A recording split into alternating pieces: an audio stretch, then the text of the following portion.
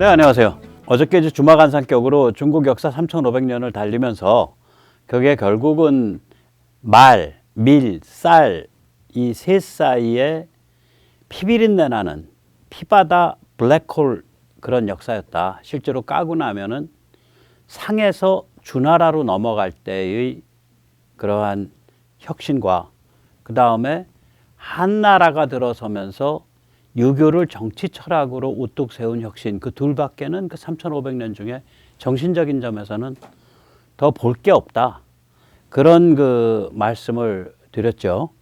그것에 비해서 이제 한국의 경우에는 그러니까 처음에 삼국의 정립, 그리고 통일신라 때 헬레니즘 불교를 국교로 우뚝 세운 것, 고려 때 그러니까 유불 쌍립 체제, 그러니까 정교 분리예요, 일종의 이념의 종교와 정치 이념을 분리한 거죠.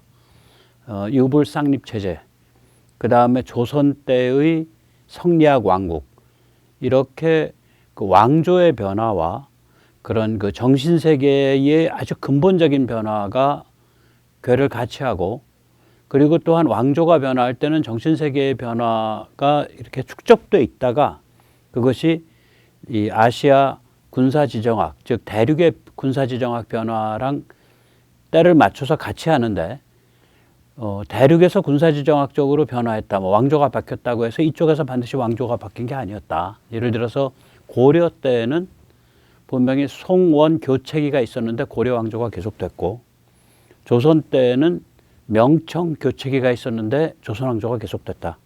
그러니까 굉장히 그 안정되게 또 심오하게 바뀌어간 그런 측면이 있다. 그런 말씀을 어제 드렸었죠.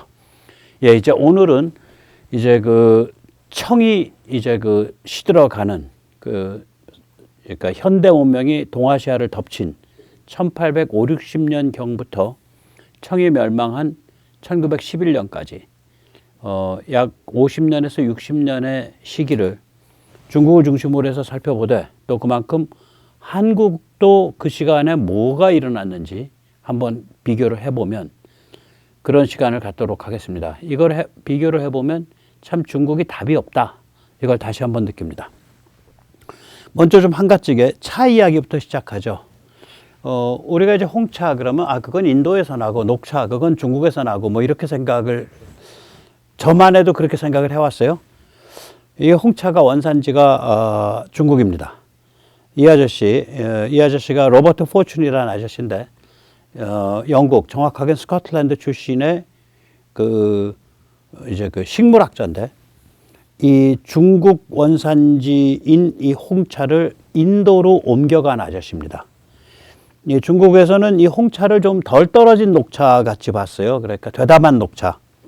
그래서 이 잎이 좀 작나 봐요, 홍차 잎은. 그래서 이 소종, 그러니까 작은 종자다, 그렇게 불렀고, 이게 어디서 났냐면 무이산에서 났습니다. 그래서 아마 정산이라고 부른 것 같아요. 그래서 이 쟁산 샤오종 이런 이름으로 홍차를 불렀었습니다. 또 그게 이제 지금 이렇게 상표로도 남아 있죠. 네. 그래서 어디로 옮겨갔냐? 다질링으로 옮겨갔죠. 저 그린 게 아니라 실제 다질링이 저렇게 아름답습니다. 예. 그게 이제 100여 년 전에 홍차 나무를 훔쳐냈어요. 복건성 무이산에서. 이 오른쪽이 이제 무이산입니다. 복건성. 그러니까 fujian, 난평, 그러니까 우이산, 그러니까 이제 무이산이죠. 네, 무이산. 도교의 성지 같이 이렇게 나오죠. 무협지 같은 데서 보면. 예, 그 무이산입니다. 그런데 이제 이 다질링이 있는 곳은 어디냐면은 인도 불교의 성지입니다. 시킴. 네, 그런 지역이에요.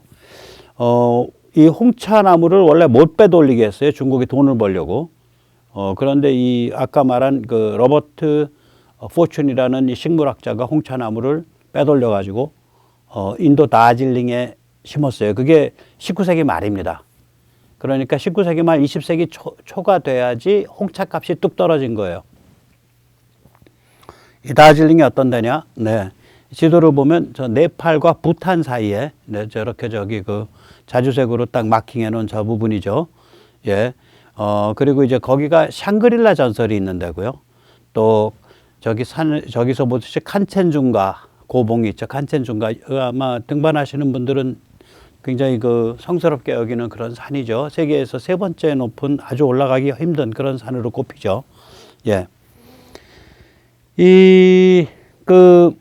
그래가지고 영국인들은 홍차를 너무너무 사랑하죠. 그래서 이제 세계 제1차 대전 때의 아마 이 사진일 텐데, 탱크 안에도 이 홍차를 끓일 수 있는 이 도구, 그런 걸 이렇게 세트로 갖고 다녔어요. 그게 그 공간이 따로 있습니다. 그래가지고 홍차를 끓여서 전쟁 중에도 이 티타임이 반드시 있었다 그래요. 참호전을 할 때도 티타임을 했다 그래요. 영국 사람들은 뭐 이렇게 이 티타임을 안 가지면 그러니까 짐승과 같은 상태다 이렇게 느끼는 모양이에요. 자, 이러놓으니까 무슨 일이 벌어졌겠어요? 네, 홍차를 가지고 어마무시한 무역 적자가 났죠. 아까는 말씀드렸지만 이제 청은 홍차나무 못 빼돌리게 하죠. 다른 데로 꽁꽁 감춰두고 외국인은 그 무이산에 못 들어오게 하는 거예요. 예. 그러니까 이제 영국에서는 이제 이게 답이 안 나오니까 아편을 주고 홍차를 갖고 왔단 말이에요. 참고로 말씀드리자면 그 당시에 청은 명목적으로는 아편을 금지한 상태고 영국은 아편 금지가 없습니다. 영미 쪽이요, 이 마약을 단속한 게 몇 년 안 돼요. 예를 들면 그 헤로인 같은 것도 치통 있을 때 이렇게 먹던 마약이었어요. 그러니까 뭐라 그럴까? 그러니까 우리가 히로뽕이 마치 그 세계제 2차 대전 때 일제가 각성제로 먹였던 약이잖아요. 예, 잠자지 말고 열심히 일하라고. 예, 히로뽕이 마찬가지로 불과 한 100여 년 전만 해도 그러니까 영국 입장에서는 야 그거 뭐 각자 사람들이 알아서 해야지 왜 그 무역을 막냐 뭐 이렇게 생각하는 거죠. 뻔뻔하게. 네, 그래서 1차 아편 전쟁이 1838년에서 1842년 사이에 벌어졌고요. 거기서 이제 청을 아주 박살을 냈죠. 그래가지고 난징 조약을 체결하고 엄청난 배상금 받아내고 홍콩 섬을 할양받았고 광둥 이외에 5개의 항구를 오픈시켰고요. 그 다음에 치해 법권을 따냈고 그 다음에 최혜국 대우를 따냈습니다. 그리고 이제 2차 아편 전쟁은 이건 베이징을 함락시켰죠. 예, 자금성 앞을 쳐들어갔죠. 저 사진의 오른쪽이 이제 2차 아편 전쟁입니다. 그래가지고 이제 중국은 1860년 2차 아편 전쟁을 계기로 종이호랑이로 전락합니다. 그래서 1860년을 동아시아가 현대 문명에 걷잡을 수 없이 끌려 들어간 원년으로 보면 됩니다. 1860년을 보통 그렇게 봅니다. 자, 이런 와중에 중국인들의 이제 반응이라 그럴까? 거기에 대한 대응은 어떻게 나왔냐? 어이없게도 세계에서 가장 잔혹한 기독교 사교 농민 반란으로 나왔어요. 그 홍수전이라는 인물이죠. 나는 예수의 동생이고 야훼의 둘째 아들이다. 이것도 이제 어저께 말씀드린 말, 밀, 쌀로 보면은 이제 쌀입니다. 예. 중국은 전부 쌀 지역에서 사고 쳤어요. 공산화까지도 전부 쌀 지역이에요. 모택동도 쌀 지역, 등소평도 쌀 지역, 뭐 다 쌀 지역이에요. 전부. 네. 그래서 여기도 이제 그 쌀 지역 사람이죠. 네. 쌀 지역에 있는 이제 별 볼 일 없던 남쪽으로 뒤늦게 남쪽으로 내려가서 터스에 시달리면서 남쪽이라는 게 뭐 광동 이런 데까지 터스에 시달리면서 살던 한족들, 하카라 그러죠. 객가. 예, 그런 쪽이 이제 사고를 많이 쳤는데 홍수전도 아마 거의 거기에 해당할 거예요. 객가죠. 홍수전 하카죠. 이 사람이 하카 출신이에요. 그래서 이 굉장히 잔혹한 그런 농민 반란인데 이제 중국 공산당은 엄청 띄우죠. 이게 1850년에서 1864년까지 이어졌고요. 세계 최대의 기독교 사교 반란이고요. 약 2천만에서 3천만 명이 숨졌고요. 이거는 당시 중국 인구가 4억 3천만이기 때문에 한 5% 죽은 거예요. 요즘 한국으로 환산하면은 한 250만 명 죽은 겁니다. 그런데 이제 그 정도가 아니라 이 아사 질병으로 이렇게 죽은 사람까지 하면은 1억 명까지도 봐야 된다. 이런 학자들의 주장이 있어요. 만약에 그런 1억 명 스토리가 맞다면 그걸 한국으로 이렇게 전이시켜 보면은 그게 이제 한 4분의 1쯤 죽은 거기 때문에 한 1100, 1200만 죽은 거랑 같아요. 예. 뭐 살벌하게 죽은 겁니다. 자, 이렇게 보면 이제 이게 이제 이제 현대 문명이 닥쳤을 때 중국인들이 보인 첫 반응이 이거예요. 이겁니다. 태평천국. 세계 최악의 기독교 사교 반란. 첫 반응이 이거예요. 첫 반응이.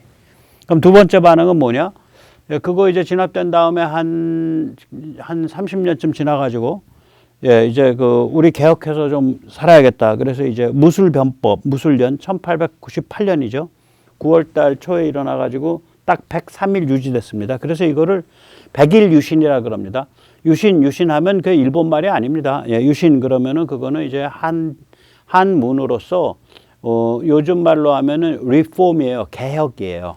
그러니까 100일 개혁 시대인데 사진에 보면 왼쪽에 쪼르륵 3명 나온 게 이게 이제 캉유웨이, 그 다음에 량치차오, 그 다음에 탄시통.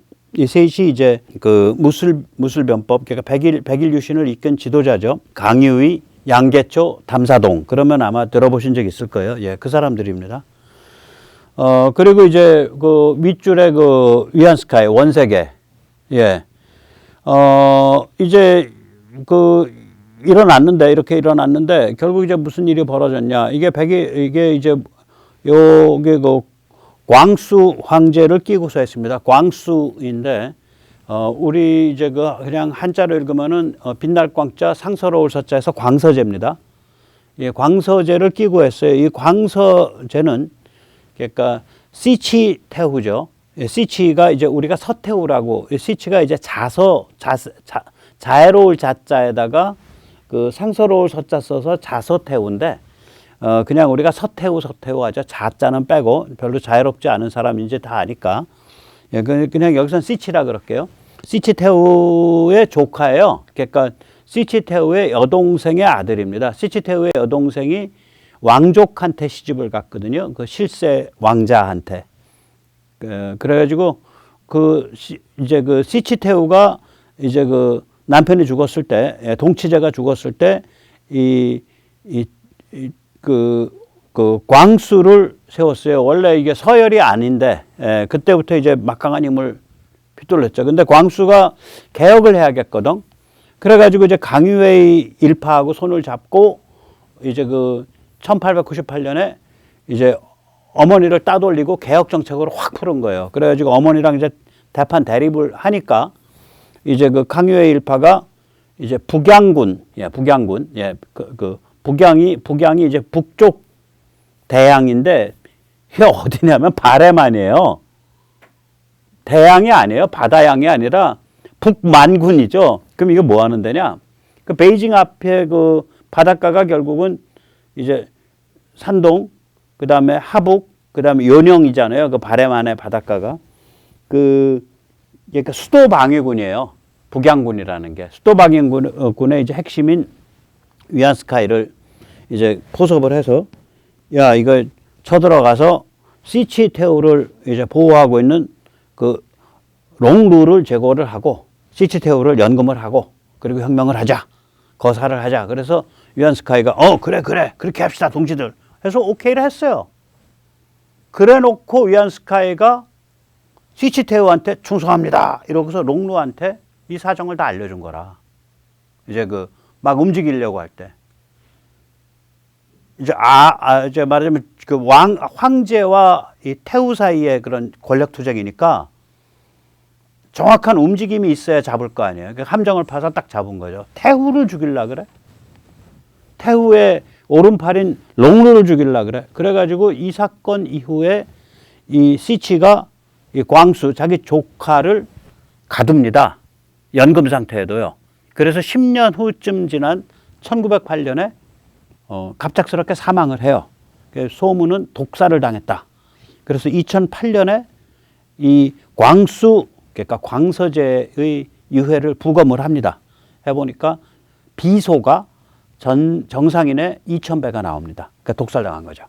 그럼 아주 그러니까 이 과정을 보면 정말로 한심해요. 한심한데, 그러니까 위안스카이라는 자가 배반 때리는 거, 간첩질한 거, 말하자면 수도 방위군, 그러니까 북양군의 마양, 북양군의 핵심인데 배반을 한 거. 그 다음에 황제인 조카와 이모인 시치태후 사이의 권력 투쟁. 그 다음에 이 강유웨이 링시아초는 또 그 일본으로 도망을 가고요. 탄시통은 나는 동지들하고 같이 죽겠다고 이렇게 남아가지고 탄시통은 죽습니다. 이 세 명의 핵심 중에.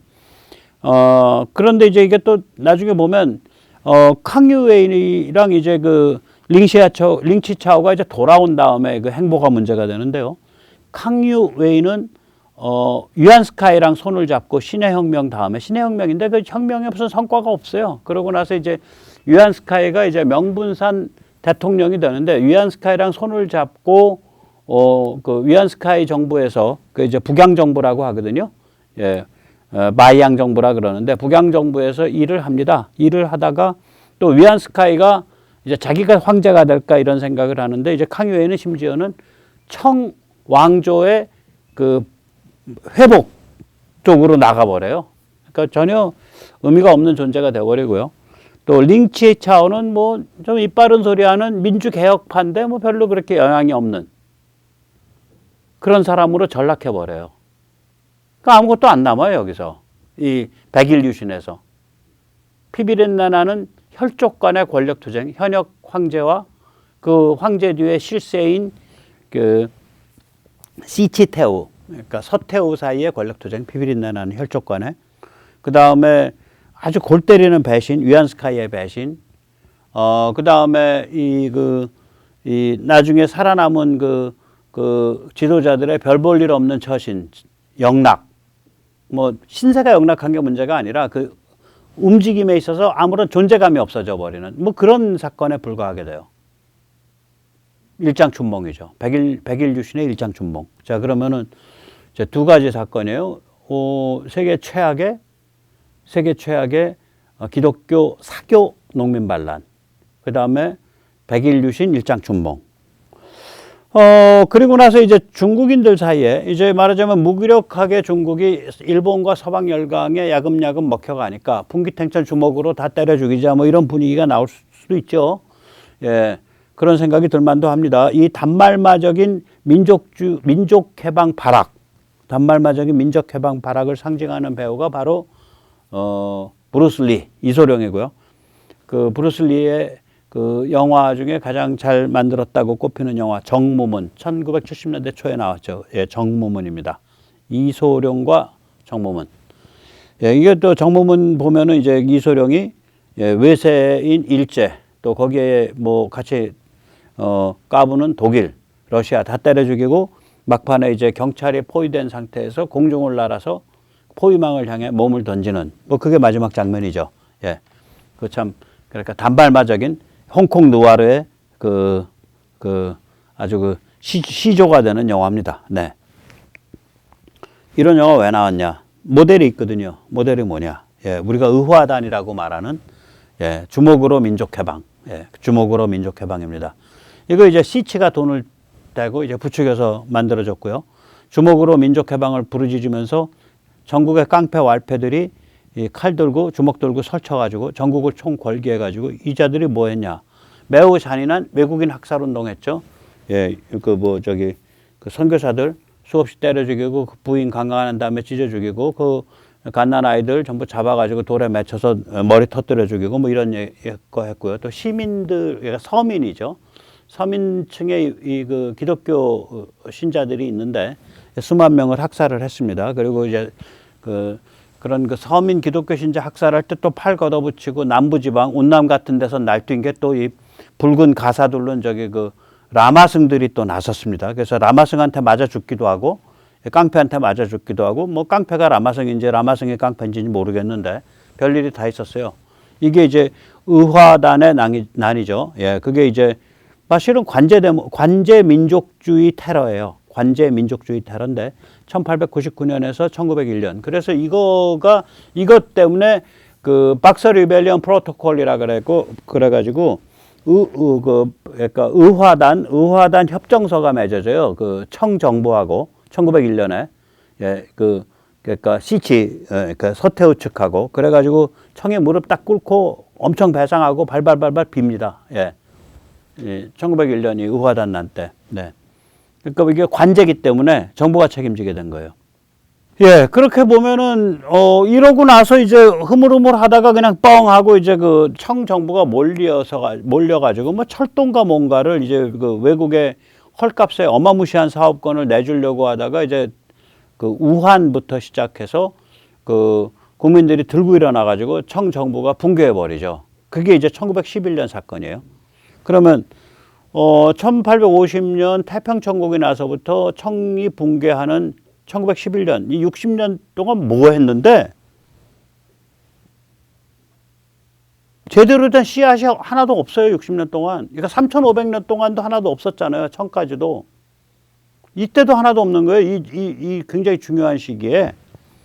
이제 대표적 흐름이 세 개인데요. 하나가 아까 이제 살펴봤지만 태평천국. 태평천국 근데 뭐야? 까고 보면 인류 역사상 가장 잔인한 농민 반란. 이게 14년을 끌었어요. 1950에서 1964년까지. 두 번째가 뭐냐? 백일유신이죠. 백일유신인데 일장춘몽이죠. 비운의 황제와 모자란 개혁파의 합작 백일천하예요. 그래서 이제 아까 말씀드린 대로 핵심 3인방 그 캉유에이, 링치차오는 일본으로 망명하고 탄시통은 죽음을 택했고요. 이제 그 다음에 위안스카이가 이게 배신자인데 캉유에이가 돌아와서 위안스카이랑 붙어요. 이 위안스카이 때문에 망한 거 아니야, 자기 집. 아까 보셨지만 위안스카이가 배신자거든요. 시치 태우 옆에 있는 저 인간, 저 룽루한테 다 알려줘가지고 다 때려잡은 사건인데 위안스카이한테 붙는다고요. 북양군부 정권 때 청망하고서. 그러다가 그것도 마음대로 안 되니까 그 다음엔 이제 왕정복고 주장한다고 벽파. 그러니까 이게 뭐 이 정도면 그런 거죠. 링치차오는 귀국한 후에 그저 그런 민주인사로 끝났고요. 광수 황제는 10년 동안 갇혀 있다가 이모 시치에 의해서 비소로 독살당했고요. 이게 뭐냐고 이게. 비운의 황제와 모자란 개혁파의 합작 100일인데 이 세 명 중에 그래도 먹어줘야 될 사람은 양계초, 량치차오가 아니고 그 죽음을 택한 탄시동입니다. 예, 담사동. 굉장히 글도 좋고 그렇대요. 아주 기계가 있고. 그 다음에 이제 세 번째 흐름은 의화단인데 1899년에서 1901년. 이거는 주목으로 민족해방인데 인류 역사상 가장 잔인한 관제 민족주의 테러입니다. 그럼 뭐 60년 동안 아무것도 없는 거예요. 이 세 개 빼고는. 제대로 된 씨앗이 하나도 없는 거예요. 그러고 나서 뭔 일 벌어진 거냐? 1911년 이후로는 사람들은 혁명이 일어났단 말이야. 그래서 국민당 정부가 섰겠지. 그래가지고 좀 뭐 좀 해보려고 하는데 좀 부패하고 잘 안 되니까 공산 반란이 일어나서 공산화 된 거야. 머릿속에 보통 그렇게 이제 정리가 되어 있는데 아니에요. 그냥 가장 황금과 같은 60년을 이렇게 까먹고 나니까 이제 무너졌단 말이에요. 이 과정에서 이제 무너뜨리는데 핵심적 역할을 한 건 손문이죠. 손문은 어떤 유형의 인간이냐면요. 김대중입니다. 네. 그러니까 김대중이 DJ가 그 시절에 DJ가 이 사람이 원칙이 없는 사람이잖아요. 그렇게 큰 어떤 비전을 가지고 튀어야 될 때 갖다 놓으면 대형 사고 칠 사람도 뭐 사실 못 되죠. 그런 성격이에요. 그러니까 DJ의 특징 중에 하나가 굉장히 권력욕이 강한 사람이죠. 그래서 그 권력욕에 의해서 아주 얕게 능수능란하게 변신을 하잖아요. 손문이 그래요. 다 끌어들이고 능수능란하게 다 변신하고 또 DJ보다는 훨씬 점잖은데 손문도 여자 관계가 좀 복잡하죠. 예. 그 부인이랑 이혼을 안 한 채로 정식 부인이라고 선언하고 자기 비서를 끌고 다녔죠. 예. 그 송씨. 예. 이쁘장한 여자. 예. DJ보다 나아요. 그 DJ는 자기 애를 낳아준 여인 중에 2명이 자살했잖아. DJ는. 예, DJ의 아이를 낳은 여인이 3인데 그 중에 2이 자살하셨을 거예요. DJ의 잘못인지, 그 여인들이 그런 운명인지, 그래서 그건 모르겠어요. 예. 근데 손문은 최소한 애를 낳든 안 낳든 주변에 여인이 자살한 건 없어요. 예. 그 점에서는 DJ보다 운명이 좀 나은 편이죠. 예. 그 손문은 이제 그런 유형의 인간이에요. 그러니까 권력을 위해서 모든 걸 다 해요. 그러니까 이제 이제 청이 무너졌을 때, 그때 이제 콜로라도 덴버에 있었거든요. 그때 이제 중국 그 교포 사회에서 돈 걷는다고 거기 가 있다가 황급히 귀국을 하면서 위안스카이한테 청이 이제 무너지려고 흔들흔들할 때 청이 그러니까 양위라기보다 권력을 내려놓으면 당신을 대통령으로 만들어주겠다고 해서 그때 이제 그 손문이 대통령을 위안스카이를 시키는 거예요, 원세계를. 그 원세계가 이제 실권자죠. 예, 그 수도방해군 이제 그 사령관이니까 수도방해군 사령관, 그러니까 북양군의 사령관이니까 예, 그 위안스카이 때는 그렇게 그 위안스카이가 군을 꽉 잡고 있으니까 그 북양 정부 때 5년 동안은 그래도 좀 잠잠해요. 근데 그 사이에 전부 각 지역이 다 군벌화되거든. 그 16년에 위안스카이 죽고 나서 그게 퍽 터진 거예요. 그다음부터는 그냥 피바다야. 그냥 모든 무력 집단이 모든 다른 무력 집단과 항상 싸움 문제를 하는. 그러니까 이게 우리가 생각하는 그런 형태의 중앙집권화된 제대로 된 정부가 없어요. 그럼 장개석이 나중에 뭐 이른바 북정이라고 하죠. Northern Expedition, 영어로는 Expedition. 그래서 군벌을 다 무릎을 꿇렸다. 안 그런 거예요. 다 타협해가지고 했어요. 그 국민당에 그 문제가 있어요. 군벌들이나 그 지역의 실세들하고 다 타협을 했다고요. 그러니까 나중에 아무 개혁도 못하죠. 그러니까 이게 그런 상태에서 또 공산 반란 시작됐고. 그러니까 가만히 보면은 그 1850년에서 1911년은 무한 폭력적 내전으로 들어가기 위한 준비가 세팅된 시기예요, 이게. 저렇게 되면 무한 폭력 내전 들어가죠. 그런데 11년에 청이 망하고 나서 5년은 그 무한 폭력 내전으로 직접 못 들어가고 워낙 그 수도방위 사령군의 그 사령관이 대통령을 하니까 5년 동안은 유예가 됐던 거예요. 그러다가 퍽 들어간 거예요. 그러면 그 내전의 초기 때에 그걸 어느 정도 상호 조정을 해서 나라 꼴 비슷하게 일단 봉합을 한 게 그게 1920년대 중반쯤이면 그 봉합이 끝나는데 그게 이제 장개석 정부예요. 그 장개석이 봉합을 했는 듯 싶었는데 봉합이에요, 그냥. 진짜 이제 공산계 폭력이 등장하니까 그 다음에는 그냥 아사리판이 난 거죠. 그러니까 쉽게 말하면 중국은 1911년 청이 망한 다음부터 제대로 된 게 하나도 없는 거예요. 그냥 막 진행한 거예요. 그런 겁니다, 이게 사정이. 예.